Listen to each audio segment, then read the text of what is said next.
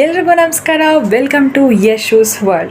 ನಾನು ನಮ್ಮಮ್ಮನ ಬರ್ತಡೆಗೆ ಅವ್ರಿಗೋಸ್ಕರ ಒಂದು ಪುಟ್ಟ ಕವನವನ್ನು ಬರ್ತಿದ್ದೆ. ಅದನ್ನು ನೋಡಿ ಅವ್ರು ಎಷ್ಟು ಖುಷಿಪಟ್ಟರು, ಅವ್ರ ರಿಯಾಕ್ಷನ್ ಹೇಗಿತ್ತು ಅಂತ ನೋಡೋಣ ಬನ್ನಿ. ಬ್ಯಾಕ್ಗ್ರೌಂಡಲ್ಲಿ ನಾನು ಹಾಗೆ ಕವನವನ್ನು ಓದ್ತಾ ಇರ್ತೀನಿ, ಕೇಳಿಸ್ಕೊಳ್ಳಿ. ನನ್ನಮ್ಮನಿಗಾಗಿ ನನ್ನದೊಂದು ಪುಟ್ಟ ಕವನ. ಅಮ್ಮ ಎಂಬುದು ಬರೀ ಹೆಸರಲ್ಲ, ನನ್ನ ಜೀವದ ಉಸಿರು.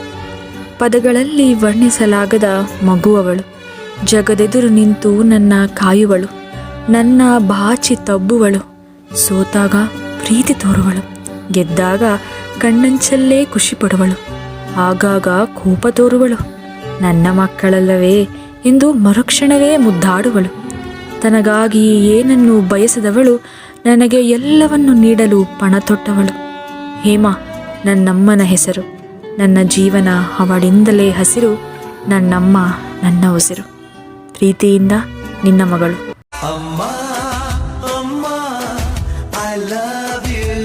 ನನ್ನ ಈ ಚಾನಲನ್ನು ಫಾಲೋ ಮಾಡೋದನ್ನ ಮರಿಬೇಡಿ. ಮುಂದಿನ ವಿಡಿಯೋದಲ್ಲಿ ಸಿಗೋವರೆಗೂ ಖುಷಿಯಾಗಿರಿ, ನಿಮ್ಮ ಜೊತೆಲಿರೋನು ಖುಷಿಯಾಗಿಡಿ.